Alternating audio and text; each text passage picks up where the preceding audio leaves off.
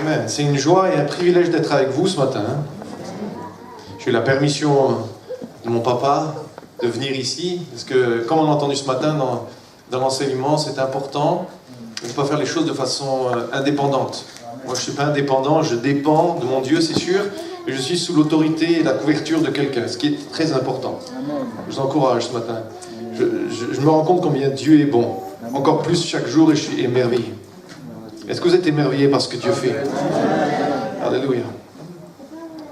Merci Seigneur Jésus. Fermons les yeux juste quelques instants, nous allons prier avant de prendre la parole de Dieu ensemble. Te bénissons Seigneur et te disons merci parce que ce matin tu es là présent Seigneur. C'est pas des sentiments ou des émotions ou quoi que ce soit, mais nous savons que tu es là présent parce que ta parole elle le dit Seigneur. Si nous sommes assemblés en ton nom, tu es là présent. Et ce matin je te bénis Seigneur pour mes frères et mes sœurs qui sont présents ici. Bénissons ceux qui n'ont pas pu se joindre à nous Seigneur.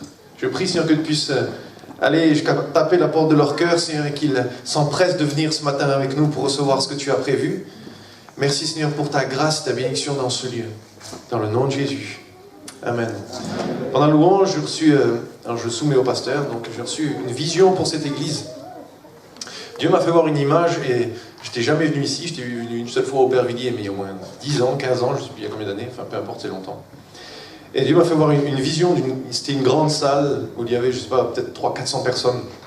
Et je dis, Seigneur, mais moi je ne connais pas ce lieu, c'était avant de venir. Et il me l'a rappelé tout à l'heure. Et je dis, je ne connais pas ce lieu. Lorsque je suis entré dans ce lieu, vendredi soir pour la réunion du soir, je voyais vraiment ces multitudes de personnes qui allaient venir dans ce lieu. Et lorsqu'on avait prié pour ce lieu, parce qu'il y avait, j'ai bien dit conjugué au passé, il y avait des soucis administratifs, puisqu'ils ne sont plus. Je voyais ce lieu plus petit parce qu'il y avait trop de personnes. Vous voyez ce que je veux dire? D'accord? Okay. Amen. Alléluia. Dieu est bon. Alléluia. Est-ce que vous avez votre Bible avec vous? C'est important d'avoir la parole de Dieu avec soi, la Bible avec soi. Je suis désolé, je suis aussi un papa. Et donc, c'est important qu'on ait la Bible avec soi. D'accord? Si vous l'avez avec vous, c'est bien.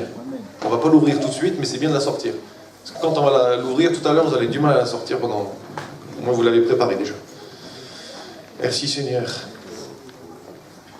En tout cas, je suis là pour vous encourager et vous édifier en tout cas ce matin. Moi, non, mais le Seigneur au travers de moi. Dans le chapitre 25 de l'évangile de Matthieu, il nous est parlé de plusieurs choses. Plusieurs choses que vous connaissez tous, et j'en suis sûr, parce que je suis sûr que vous êtes bien enseignés dans cette église. Il n'y a pas d'amen. S'il y a d'amen, ça veut dire que vous êtes d'accord. Merci. Okay. Sinon, le pasteur, après, il va s'inquiéter, il va se dire, mince, personne n'est bien enseigné ici.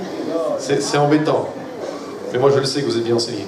Donc, dans le chapitre 25 de Matthieu, Jésus lui-même nous parle de plusieurs paraboles. La parabole des vierges, les 5 qui sont sages, les 5 qui sont folles. Vous connaissez cette parabole, hein? C'est rigolo parce que ce que tu as prêché ce matin, c'est exactement ce que j'avais préparé, donc on est dans la même continuité. Vous savez, on n'invente rien du tout. Hein. Alléluia. Jésus nous donne aussi cette opportunité, donc il nous donne cette opportunité de nous préparer, et ça va la continuité de ce que les jeunes sont en train de faire aussi, à sa rencontre, à être une personne qui est folle, une personne qui est sage. Alors je sais qu'on parle de la folie selon Dieu et pas de la folie selon les hommes, etc. etc. Mais ce matin, lorsqu'on parle de cette parabole des 10 vierges, Dieu nous parle clairement que dans ces 10 personnes, les 10, je vais dire, sont chrétiens. Seulement il y en a 5 qui rentrent et 5 qui pleurent. Qui fait partie des sages, qui fait partie des fous ce matin. C'est même pas mon message, c'est juste une petite introduction. Ça commence fort, je suis désolé, j'espère que je ne vous choque pas. Je ne suis jamais allé en Afrique, mais ce que mon papa m'a dit, je sais qu'il y a des mots qui choquent un petit peu plus et d'autres moins, mais je sais qu'on peut se permettre certaines choses que nous, avec les Français, on ne peut pas, parce qu'on est un petit peu trop guindés. Hein? D'accord, ça marche. Ensuite, il nous parle d'une parabole des talents. C'est toujours dans le même chapitre. Hein. Mais au verset 31, et c'est là le début de mon partage ce matin, verset 31, chapitre 25, Dieu nous parle de quoi? Lorsque le Fils de l'homme viendra dans sa gloire avec tous les anges, il s'assiera sur le trône de sa gloire. Bon. Ça, c'est un verset qui veut tout dire. C'est un verset qui veut tout dire. Mon premier point, pour nous ce matin, c'est la souveraineté du Sauveur. Il énonce ce qui va se passer et ce qui va se manifester lorsqu'il reviendra. Voici ce qu'il est écrit. Je le relis. Lorsque le Fils de l'homme viendra dans sa gloire avec tous les anges, il s'assiera sur le trône de la gloire. Lorsque le temps sera venu, Jésus lui-même viendra établir sa gloire. C'est ce que ça veut dire. Il n'y aura plus de débat pour les primaires. Il n'y a pas de primaire. Lui, il a été élu depuis tout le temps. Hein. Il n'y aura plus de bataille. Il n'y aura plus de secrets cachés, parce qu'il y a des secrets qui sont tout cachés, on ne sait pas. Il y a des manigances, etc. Il n'y aura plus de contradictions. À l'école, actuellement, on peut parler d'évolution, mais on ne peut pas parler de la création. Je ne sais pas si vous êtes... En tout cas, mes filles ne sont pas encore à l'école, parce qu'elles ont 2 ans et demi et 6 mois, donc c'est pas encore. Mais on les prépare. Hein. On peut tuer un bébé par l'avortement, mais on protège les aigles qui sont dans les ailes. Vous avez vu un petit peu les choses qui sont contradictoires. On peut dépenser des milliards dans des projets spatiaux, c'est actuel d'ailleurs, pour aller chercher une pseudo-vie sur Mars. On n'est pas capable d'aller dépenser ces milliards pour creuser des puits, pour ceux qui ont soif. Mais il y a des aberrations un petit peu dans le monde qui se passent. On peut faire de la musique à l'école sur des paroles qui sont injurieuses et très mal placées, mais on ne peut plus prier à l'école. Okay. Mais tout cela, ça sera fini. Il viendra établir sa gloire et sa royauté, la souveraineté de notre Sauveur. Continuons, les Écritures ne s'arrêtent pas là, mais allons au verset suivant, verset 32. Voilà pourquoi ce que je vous dis juste avant ça. Donc, Matthieu 25, verset 32, nous dit « Toutes les nations seront assemblées devant lui. » Il n'y a pas une exception. Il n'y a pas un qui sera caché dans un blocos, dans une maison avec une couleur blanche, dans une maison qui est à l'Élysée ou je ne sais pas où. Ils ne seront pas cachés. Ils seront tous assemblés devant lui. Il séparera les uns d'avec les autres, comme le berger sépare les brebis d'avec les boucs. Alors, j'ai changé le mot, je vais dire avec les chèvres. Ça sera plus joli. Souvent, on connaît un bouc, hein, mais une chèvre, c'est bon. C'est un peu plus joli, mais c'est la même chose. Hein, d'accord ? Et il mettra les brebis à sa droite et les chèvres à sa gauche. Le titre de mon message ce matin, c'est « Es-tu une brebis ou une chèvre ?» C'est bizarre hein, comme titre. Hein. Je suis un petit peu jeune, vous allez me pardonner un petit peu certaines choses, mais c'est pas parce que je suis jeune que j'ai pas non plus certaines choses que Dieu me dit. Hein. Alléluia. Et je crois que ça va parler à plusieurs ce matin. Même si vous êtes l'église parfaite, ici à Cergy, et que nous, à Toulouse, nous sommes très très en bas et très très loin, c'est sarcastique ce que je dis. La séparation des saints avec un grand S, ceux qui sont saints. Est-ce que vous me permettez d'être clair avec vous ce matin? Si vous ne voulez pas que je sois clair, ce n'est pas un problème. Je le ferai quand même, de toute façon, parce que c'est ce que Dieu m'a dit. Le jour vient où Jésus séparera les vrais sauvés de ceux qui jouent à l'église. Ça grince des dents un petit peu ou... Non? C'est ce qui a été dit ce matin. Je dis Seigneur, il séparera ceux qui sont les vrais disciples de ceux qui ont une activité religieuse. C'est que le début, hein. On va continuer. Jésus a dit qu'il séparerait les brebis d'avec les chèvres. Alors, qu'y a-t-il entre une brebis et une chèvre? Quelles sont les différences majeures? Une brebis produit de la laine qui est bénéfique pour faire des vêtements, des couvertures, mais une chèvre ne produit pas de laine car ce n'est pas bénéfique. Je n'ai jamais vu des pulls en laine de chèvre. Enfin, je ne sais pas si ça existe. Excusez-moi, je ne pense pas. Rien que pour l'odeur déjà, je pense. Et c'est aussi pour la quantité qu'elle donne. Si vous êtes une brebis, vous produirez quelque chose qui est bénéfique pour les gens qui vous entourent. Lorsque nous sommes chrétiens nés de nouveau, celui qui habite en moi, c'est plus moi-même, mais c'est Christ. La parole de Dieu nous dit que c'est plus moi qui vis, mais c'est Christ qui vit en moi. Et si Christ vit en moi, c'est pas juste caché à l'intérieur, mais ça doit se démontrer autour de moi. D'accord? C'est pas le miracle du dimanche matin lorsque je rentre parce que je suis bien habillé, bien sapé. Je rentre dans l'église et quand je ressors, je prends mon visage d'extérieur et personne ne connaît ou ne voit que je suis un chrétien et je démontre rien du tout. Là, forcément, je rentre dans l'église, je suis une brebis, je ressors, je suis une chèvre. Ok. Alléluia. Ce serait dommage, excusez-moi, mais ce serait dommage que l'église soit remplie de chèvres. Je ne vous traite pas de chèvres. Hein. C'est une image. D'accord? Des chèvres qui ressemblent à des brebis, qui essayent de faire comme des brebis, mais qui n'ont pas une vie bénéfique pour ceux qui les entourent. Dieu ne nous a pas sauvés que pour nous-mêmes, mais c'est aussi pour être ces témoins vivants, ces témoins puissants et actifs de ce qu'il a transformé ma vie et que je suis passé de la mort à la vie et que je dois démontrer celui qui vit en moi. Okay? Si tu démontres comme tu démontrais avant que tu sois sauvé, il y a un petit souci, il y a un petit problème. Et je crois qu'il y a rendez-vous avec les pasteurs qui sont là. Et je pense qu'il y a quelque chose qui doit changer dans ta vie. Lorsque vous êtes une brebis, les gens veulent ce qu'il y a en vous. Lorsque vous êtes un chrétien né nouveau, les gens désirent ce qu'il y a en vous. Il y a, pas plus tard qu'il y a une semaine, mon épouse et moi, on était dans un restaurant. Je ne veux pas dire, c'est enregistré, donc je ne peux pas dire non. C'est pas grave. Et bien, lorsque j'étais en train d'attendre, parce qu'ils cuisaient la viande, j'ai rien demandé, j'ai juste donné mon ticket, parce que voilà, j'ai rien dit quoi que ce soit. Le serveur, le cuisinier me dit, mais heureusement que vous n'étiez pas là ce midi, parce que c'était l'enfer. Ah, je dis, mais c'est normal, l'enfer, c'est pas pour moi. Il m'a regardé, et puis pendant au moins 20 minutes, il m'a discuté, je sais pas pourquoi, mais il n'arrêtait pas de parler, Ce matin même, alors qu'on était au petit déjeuner, je rentre dans la salle du petit déjeuner, il y a un monsieur qui m'aborde, je viens juste d'arriver, il me dit, ah, vous avez entendu cette nuit, vous n'avez pas trop été dérangé, il y a une coupure d'électricité. Je dis, écoutez, non, j'aime bien dormir, moi je trouve que c'était très bien, mais merci de vous être inquiété pour moi, je ne le connais pas, et puis j'ai jamais revu, peu importe. Vous savez, lorsque Christ est en nous, lorsque nous l'avons accepté comme Seigneur et Sauveur, pas simplement Sauveur parce qu'il a racheté nos fautes, et c'est super, merci Jésus, mais aussi Sauveur parce qu'il règne dans ma vie, parce qu'il est le Dieu, parce qu'il est le Roi des rois, et que je ne dis pas simplement de ma bouche, ni de mon cœur, mais je démontre par mes actions dans ma vie quotidienne qu'il est celui qui règne en moi. Quelque chose se dégage de nous. C'est plus qu'un parfum Cartier, Dior, et puis une autre marque. C'est le parfum de Christ qui est en nous. Ok, j'arrête de sortir mes notes. Si nous sommes des brebis, donc, je dis, les gens veulent ce qu'il y a en nous. Les gens désirent ce que vous avez, et vous pouvez aider les autres lorsque vous êtes une brebis. Mais si vous êtes une chèvre, tout est pour vous. C'est moi, ma vie, ma carrière, mon travail, ma maison, mes affaires, puisque la chèvre, elle est centrée sur elle-même. Okay. Je ne sais pas s'il y en a qui ont des chèvres ou des brebis, ça m'étonnerait peut-être ici. Peut-être au pays, certains ont. Hein. La brebis est bénéfique pour les gens. Elle fait la différence dans la vie de quelqu'un. Est-ce que tu peux te poser cette question ce matin? Est-ce que tu fais la différence dans la vie de quelqu'un? Rien que juste une personne. Essaye de réfléchir un petit peu aux personnes qui t'entourent. Essaye de voir si tu es bénéfique pour eux. Pas simplement quand ils te demandent quelque chose.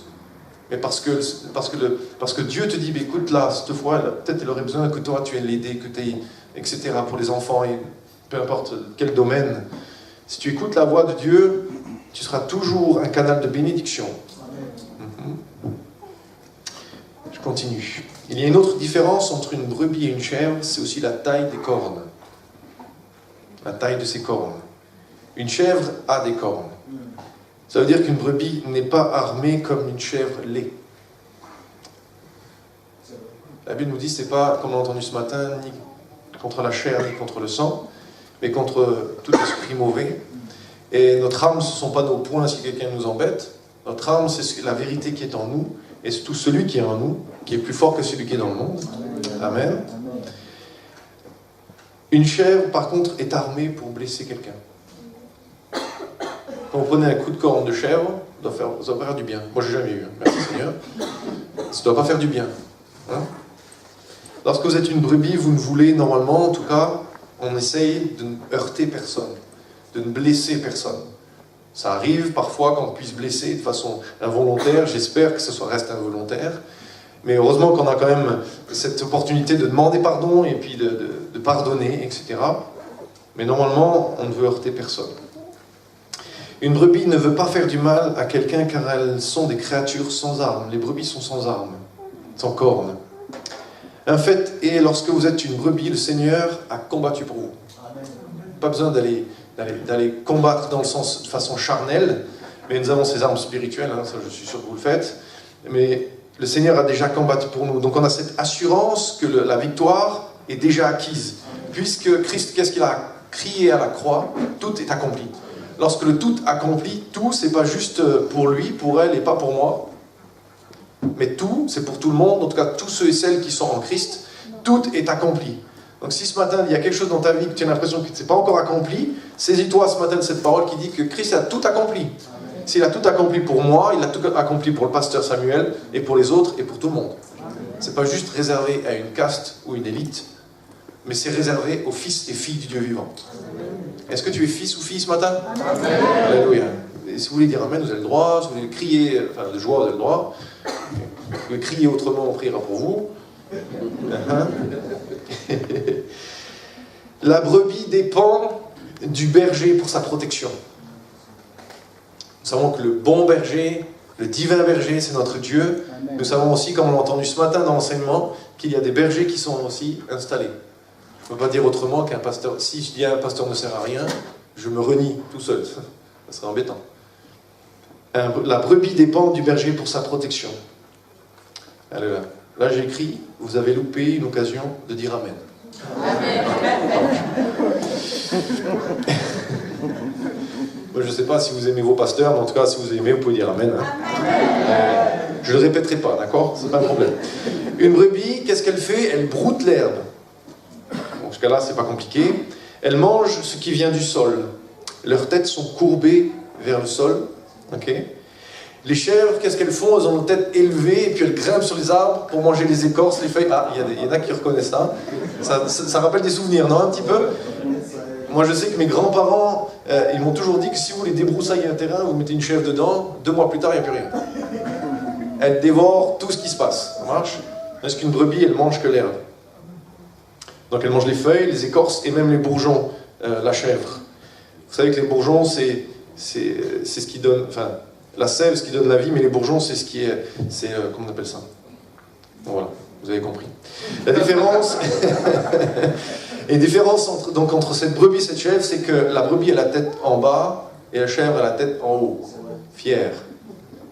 Hein? L'humilité pour une brebis, la fierté orgueilleuse, je vais rajouter ça, pour une chèvre. Moi, je suis fier, et d'un moment, mais pas de cette fierté orgueilleuse, je suis fier d'être votre frère. Ah, merci. Au moins, il y en a qui est fier avec moi. Ok, merci Seigneur. Je suis fier d'appartenir à Christ, je suis fier de le servir, je suis fier d'être ici avec vous ce matin. Mais pas de cette fierté orgueilleuse en disant je suis le meilleur, parce que c'est moi qui ai le micro. Non, pas du tout. D'accord. Une brebis donc est humble. Une brebis reconnaît qu'elle a besoin d'un berger. Amen. Une chèvre pense qu'elle se suffit à elle-même. La preuve, c'est qu'ils ont inventé une histoire qui s'appelle la chèvre de M. Seguin. Ils n'ont pas dit la brebis de M. Seguin. Non mais c'est tout bête. Le pasteur Shadrach hier nous disait, quand il regarde la télé, il voit que la Bible. Mais moi aussi, rien n'a été inventé. Regardez tous les films d'action ou des science-fiction qu'il pourrait y avoir, de transportation, télétransportation, quoi que ce soit, c'est écrit dans la Bible. Philippe, il a été pris d'un point, il a été mis à un autre. Spielberg n'a rien inventé. Hein. Il a juste copié. Une brebis est dépendante, se laissant conduire avec le troupeau. Alors vous êtes un beau troupeau de brebis ce matin. Amen. La chèvre est indépendante, voulant faire ses propres choses. Une brebis veut rester donc avec le troupeau, reste avec le reste du troupeau. Une chèvre veut être son propre patron. Alors, je ne sais pas si ça arrive ici, mais en tout cas je suis né à Toulouse, il y a beaucoup d'indépendants qui disent « je suis sauvé, je sais que Dieu est en moi, l'église ça ne sert plus à rien, etc. etc. » Voilà. Je me rappelle une fois, lorsque je passais la sécurité à un aéroport, c'était rigolo. Moi je suis un petit peu taquin. À la base je suis quelqu'un, quand j'étais beaucoup plus jeune, j'étais très timide, très introverti, je parlais à personne. Le Seigneur m'a tellement changé que je parle à tout le monde maintenant, et je pense qu'il me fuit tellement que je parle, mais c'est pas un problème. Et je passais, en allant en mission au Canada, chez notre sœur Colline, que vous connaissez je pense, et lorsque j'étais à la sécurité, dans ma Bible, dans mon sac cadeau, j'avais ma Bible, mais elle est grosse, ça fait moins 3 kilos, c'est bien pour les muscles un petit peu dans le dos, mais... Et le gars de la sécurité, il me dit « ouvrez votre sac s'il vous plaît ». Il n'y a pas de problème, moi j'ai rien caché. Il sort la Bible, il dit « ah c'est lourd ça ». Il pensait que c'était une bombe, j'en sais rien. Oui, c'est de la bombe, ça c'est sûr, parce que c'est la parole de Dieu. Mais je dis, mais c'est pas... Il l'ouvre, il dit, mais qu'est-ce que c'est? Je dis, écoutez, c'est la Bible, la parole de Dieu. Ah non, mais moi je crois qu'en moi-même. Ah, je dis, mais vous croyez qu'en moi? Vous-même? Je dis, et dans 50 ans, vous serez où? Voilà. Et là, il m'a dit, bon, allez-y, vous pouvez passer. Tout simplement, c'est pas compliqué. Allez, je continue. Une brebis regarde où est le berger, car elle veut rester avec lui. Amen. Une brebis, elle broute, et de temps en temps, elle lève la tête pour savoir où il est. Hop, elle continue. Je ne sais pas très bien faire la brebis, mais vous avez compris. Okay. Lorsque vous êtes une brebis, vous reconnaissez que vous avez besoin d'être avec le troupeau, car là se trouve le réconfort, l'amour, l'environnement le mieux pour vous. Amen. Alléluia. On a entendu ce matin que la joie habite en nous lorsque nous venons à la maison de l'Éternel. Alléluia. Même si le soir, les pleurs sont là, le matin, la joie, elle est là. Amen. Alléluia. Je sais que l'Église n'est pas parfaite, que parfois la nourriture n'est pas à notre goût, que nos oreilles n'entendent pas tout le temps ce qu'on voudrait entendre. Mais laissez-moi vous dire que c'est le meilleur endroit de la planète pour une brebis. Le troupeau, c'est l'Église. Amen. Amen. C'est le meilleur endroit. Là où tu vas être réconforté, restauré, là où tu vas être guéri, là où tu vas être enseigné. Pour une brebis, c'est le meilleur endroit. Pour une chèvre, c'est une prison presque. Parce qu'elle a besoin de cette liberté d'être... D'ailleurs, je fais une parenthèse, souvent on détourne un petit peu. Si le Christ vous a franchi, vous serez réellement libre. Alors lorsque nous sommes réellement libres, on peut faire exactement ce qu'on veut. Ce qui n'est pas faux. On fait ce qu'on veut. Parce que Dieu nous laisse libre de faire ce qu'on peut faire, ce qu'on veut faire. Mais après, les conséquences, ce n'est pas les mêmes. Voilà, parenthèse fermée. Je ne sais pas si ça parle à quelqu'un. Et là, j'ai écrit « Quelqu'un peut dire, continue pasteur ». Bon, ça c'est autre chose. J'ai besoin de l'Église. Comme moi je le dis pour moi. Je veux l'Église. Je suis libre dans l'Église. J'ai été sauvé dans l'Église. Je suis encouragé dans l'Église. Je suis nourri dans l'Église. J'ai appris mon appel dans l'Église. Et vous savez, c'était compliqué. Moi, fils de pasteur et petit-fils de prédicateur. Ah là là, moi j'ai vu l'envers du décor. Moi j'ai vu ce qui s'est passé derrière. Et je dis non, jamais de ma vie je serai pasteur. Et voilà, je suis là ce matin. Vous savez, Dieu m'a dit, mais il n'y a pas de problème, il n'y a pas de souci. Fais comme tu dis. Alors j'ai servi dans l'église, je servais parce que j'ai toujours aimé servir, etc. Il y en a beaucoup qui se sont servis de moi, bon ça c'est autre chose. Mais au bout d'un moment, je dis, ok Seigneur, j'abdique. J'abdique parce que c'est toi qui es le meilleur. C'est toi qui es le meilleur pour ma vie, c'est toi qui es le chemin, la vérité, et je veux faire ce que tu me dis. Alors que c'était l'âge depuis 6 ans que je savais que je devais servir Dieu, mais c'est qu'à 18 ans que j'ai commencé à flancher un petit peu, parce que je me dis, au bout d'un moment... Voilà. Et puis je suis tellement content. Amen. Il y a 2 semaines avec le pasteur Augustin, on était dans une réunion, et à la fin il y a un monsieur qui vient me voir et me dit « Vous avez le meilleur métier du monde ». Ah bon, j'ai dit « Pasteur, c'est le meilleur métier du monde ». Je dis « Alors tu vas être pasteur ?» Il me dit « Ah non ». Je dis « Alors, c'est pas le meilleur métier du monde ». Non, c'est juste une petite... Donc j'ai appris mon appel dans l'église, je sais que je suis renouvelé dans l'église, je sais que le Saint-Esprit est présent ici, j'ai ce dont j'ai besoin dans l'église, et j'ai mes frères et mes sœurs brebis dans l'église. Alléluia. C'est la place où une brebis doit être. Si une brebis est éloignée loin, qu'est-ce que la parole de Dieu nous dit? Qu'on laisse les 99 pour aller chercher celle qui s'est perdue. Elle ne dit pas, s'il y a une chèvre qui est partie loin, on va aller la chercher. Non, la chèvre, on la laisse. D'ailleurs, dans le peuple d'Israël, c'était le bouc émissaire. Moi j'ai dit chèvre, donc la chèvre émissaire si vous voulez. C'est la même chose, parce que c'était bouc. C'est moi qui changeais le nom. Certains pensent que c'est révolu, car l'Église a fait des erreurs. Et c'est vrai que souvent il y a eu des erreurs. Mais c'est un endroit où vous pouvez amener quelqu'un qui vous voulez, les malades, ceux qui sont drogués, des personnes qui ne savent plus où elles en sont. Car lorsque nous prêchons la parole de Dieu, ce n'est pas moi qui fais, ce n'est pas la personne qui prêche, mais c'est Dieu en nous. Okay? Nous sommes juste des canaux de bénédiction. Quelque chose se passe à l'intérieur de cette personne que vous allez amener, et elles passeront de la mort à la vie. C'est ce que la Bible, la parole de Dieu nous dit. Elle dit que lorsque la parole de Dieu est proclamée, alors les signes vont suivre, les choses vont suivre, les actes vont suivre, et ils vont confirmer la parole. Amen. Ok, qui a amené quelqu'un de nouveau ce matin? Oh. C'est bien de dire amen à ce que je dis. De toute façon, moi je repars après, vous me débrouillez avec vos pasteurs. Mais... c'est bien de dire amen avec ce que je dis, mais c'est important aussi d'agir. Lorsque vous êtes content, lorsque vous êtes heureux, lorsque vous êtes dans cette passion pour Christ, alors vous ne pouvez pas faire autrement que de parler de celui qui vous motive. Et de dire, viens voir, tu verras, même si vous êtes trompé de lieu parce que vous pensez aller ailleurs, vous êtes venu ici, vous n'allez pas repartir de ce lieu parce que vous allez dire là-bas, il y a quelque chose qui n'est pas la même chose. C'est pas trop la même chose là-bas. Ici, c'est beaucoup plus meilleur. C'est pas trop français, mais j'aime bien le dire. L'Église n'est pas parfaite, mais elle est un endroit et une démonstration Elle doit être démonstratrice de la présence de celui qui a changé vos vies. Non pas pour devenir pire, mais pour devenir meilleur. J'espère que vous n'êtes pas là ce matin en disant « Oh, je vais ressortir pire qu'avant. Ah là là, qu'est-ce qu'il va nous mettre ce petit français ?» Je ne suis pas français, je suis normand d'origine, donc ça c'est autre chose. Il y a des Bretons dans la salle. Alléluia, je vous bénis. On avait discuté, bon, c'est parenthèse. C'est autre chose.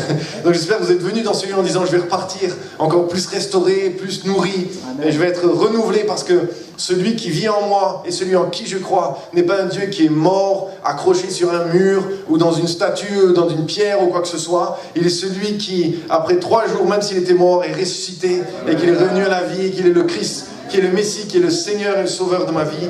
Et c'est pour lui que je vis. Amen. Et soyez un petit peu plus enthousiaste ce matin. J'ai envie que... Alléluia.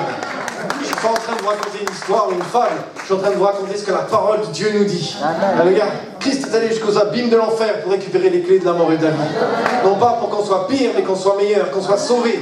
Que les portes de l'enfer ne prévaudront pas contre nous. Amen. Amen. Ne soyons pas des consommateurs de la grâce, mais des dépendants et des brebis loyales. Alléluia. Est-ce que tu es une brebis qui est loyale ce matin? Amen. Alléluia. Comment ça c'est que vendredi soir tu n'étais pas là? Ah, je suis désolé, je suis un pasteur, donc je dis la même chose à Toulouse. Alléluia. Ok, il y a des raisons. Moi je dis toujours aux chrétiens chez nous, mais vous avez des bonnes raisons, mais qu'elles ne deviennent pas des excuses. Trois points de suspension. Venez à la maison de l'Éternel, là où sont réunis ceux et celles qui sont les disciples de Christ. Les chèvres n'ont pas besoin d'être avec d'autres, mais les brebis réalisent l'importance du troupeau. C'est un défi pour nous. Hein. On continue. Donc, chapitre 25 de Matthieu, verset 34. Regardez bien ce qu'il y a. Alors le roi dira à ceux qui seront à sa droite, venez, vous qui êtes bénis de mon Père, prenez possession du royaume, car vous... et qui vous a été préparé dès la fondation du monde. Alléluia. Regardez ce qui suit. Les versets suivants, ceux qui sont à sa droite, ceux qui sont à la gauche, on pose les mêmes questions. Les mêmes questions sont posées à ceux qui sont à droite et ceux qui sont à gauche. Je sais pas si vous avez remarqué, moi ça m'a toujours interpellé. Pour moi, la différence, c'est les yeux de leur cœur qui sont ouverts ou pas. Certains disent, mais non, mais Seigneur... Nous, on a prié, Seigneur, il y a des malades qui ont été guéris, il y a ci, il y a ça. La parole de Dieu nous dit, mais je ne vous connais même pas. Donc, ce n'est pas que les actes, c'est aussi une démonstration de qui on est. Hein.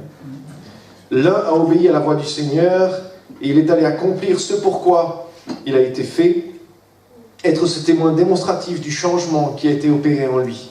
Pas simplement de façon matérielle, mais aussi de façon spirituelle. En donnant la nourriture de la parole à ceux qui en avaient besoin. Okay? C'est bien d'avoir des œuvres sociales, mais c'est bien aussi d'avoir des œuvres spirituelles.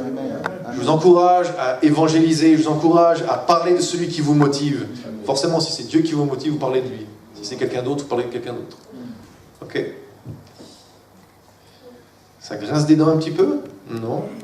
En donnant de l'eau de la vie, de la parole à ceux qui ont soif de quelque chose de nouveau dans leur vie morte.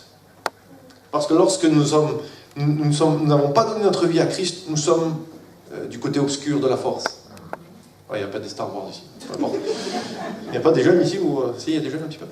Nous sommes du côté de la mort. Alors forcément, donc, ils ne peuvent pas comprendre certaines choses que nous vivons. Mais si nous apportons cette eau de la vie, la parole de Dieu nous dit que du dedans de nous va jaillir l'eau de la vie. Ça ne veut pas dire que c'est nous qui produisons cette eau, mais c'est Dieu en nous qui est tellement... On n'a pas limité Dieu dans nos vies, qu'il est tellement grand au travers de nous pour arroser ceux qui sont autour. Amen. C'est pour ça qu'aussi il dit, tu m'as d'huile ma tête et ma coupe déborde. C'est pas juste pour que ça coule sur ma peau, pour qu'elle soit belle ou quoi que ce soit. Il y en a qui mettent de l'huile sur ma peau. Mais c'est aussi pour arroser ceux qui sont autour de nous aussi. Okay? Bon, je continue, je fais beaucoup d'apartés là. Choisis ce matin de ne pas retrouver ta vieille nature. Choisis ce matin de ne pas revenir dans ta vieille nature. Lorsque tu as fait ce pas de foi, d'accueillir Christ, d'accepter Christ et d'accueillir comme Seigneur et Sauveur et que tu lui as donné ta vie, ne la reprends pas quand tu sors de ce lieu. Ne la reprends pas quand il y a une difficulté qui est en face de toi. Comme je disais vendredi, on a le droit de s'asseoir parce qu'il y a une difficulté. C'est vrai qu'on peut être fatigué, on peut être découragé. Mais moi, j'encourage toujours ceux et celles qui sont découragés à ne pas rester dans ce découragement ou dans cet apitoiement personnel, mais de se relever et dire, ok Seigneur, tu es celui qui me fortifie et je plie tout en toi, Seigneur, parce que c'est toi qui me fortifie. Même si le soir, il y a les pleurs, il y a les tristesses, et il y a les difficultés, Seigneur, je sais que le matin, le soleil brille, ta lumière brille sur ma vie, Seigneur, et quelque chose change. Si vous commencez à proclamer ces choses-là, votre foi est nourrie, votre foi grandit, et il y a des choses qui se passent, des choses qui se transforment, c'est tellement impressionnant, et on est émerveillé, on est épaté par ce que Dieu fait. Amen. Est-ce que vous êtes épaté, émerveillé par ce que Dieu fait dans vos vies? Alors parle-en à ton entourage. Alléluia. N'aie plus peur, laisse la parole en toi sortir.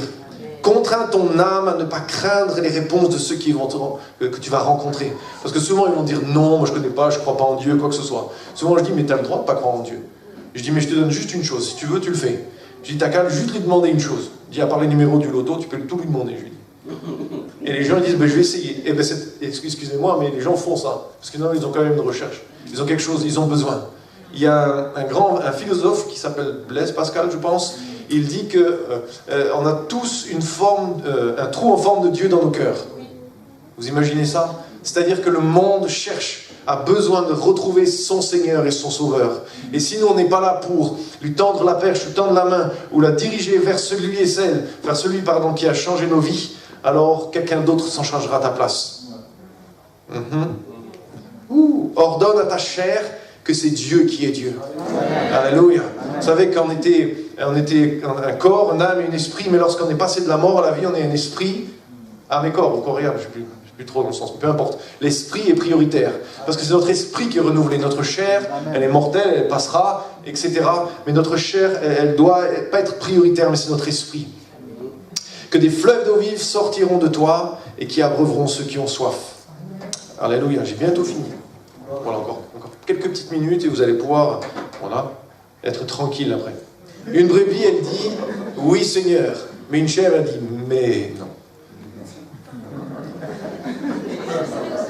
Combien de fois vous disiez « Seigneur, merci Seigneur », mais tu aurais pu faire ça quand même.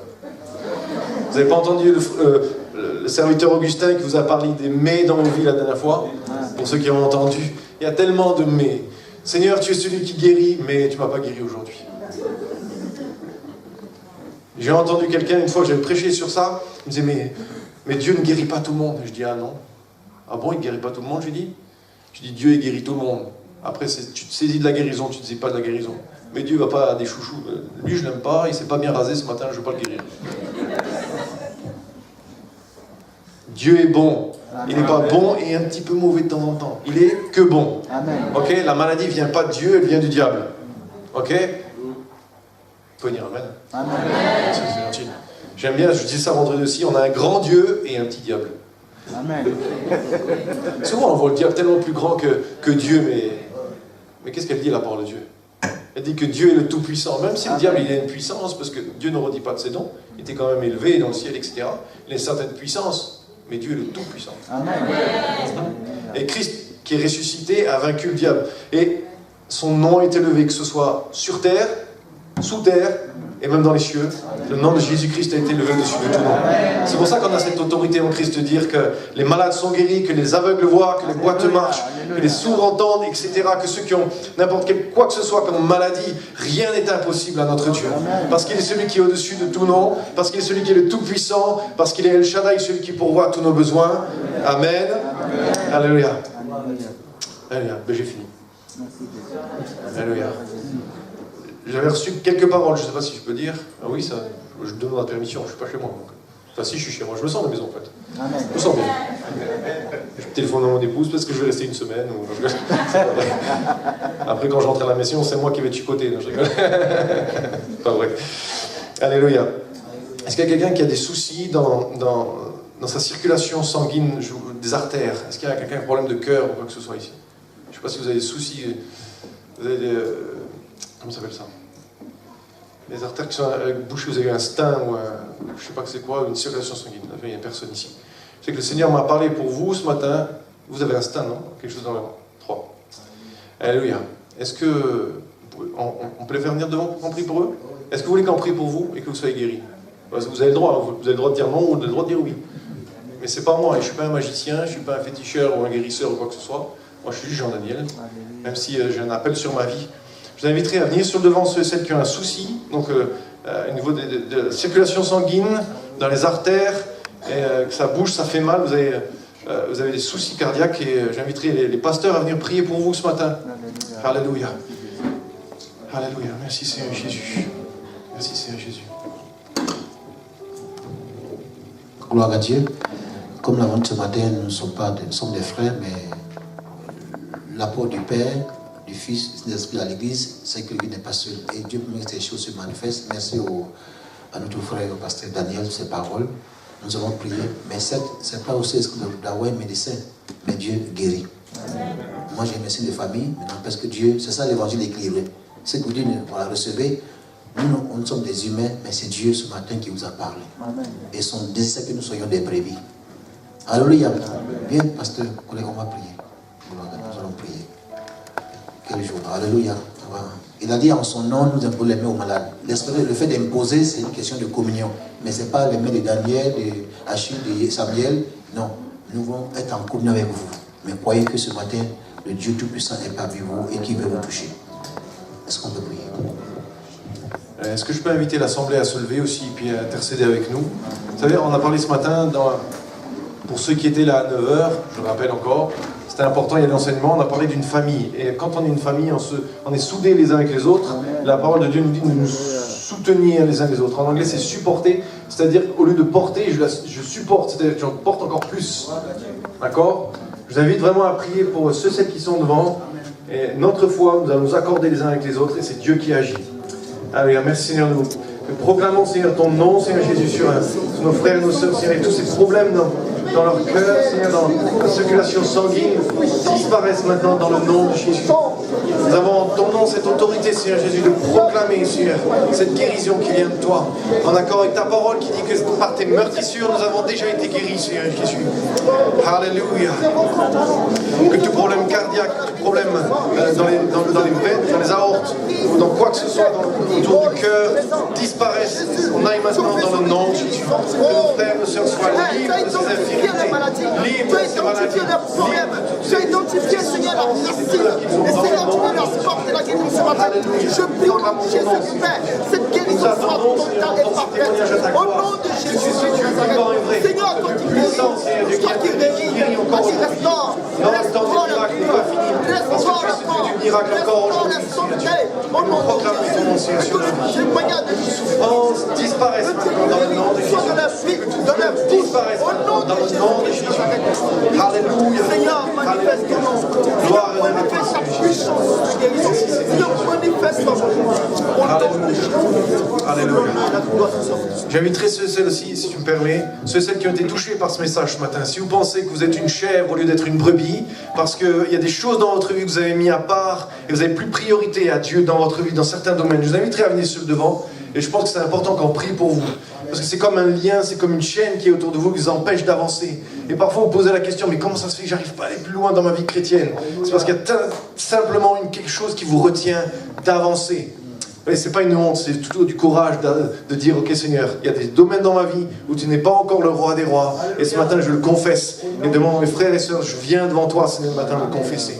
Alors je vous inviterai à venir sur le devant si vous avez été touché par ce message, enfin c'est pas moi. En tout cas si vous désirez mettre avant qu'on prenne la Sainte Seine ou la communion ensemble. Alléluia, merci Jésus. J'inviterai le pasteur Yéo à prier pour vous en tant que berger. Alléluia. Gloire à Dieu, frères et sœurs, nous sommes en famille, hein, on n'est pas les meilleurs, vous savez.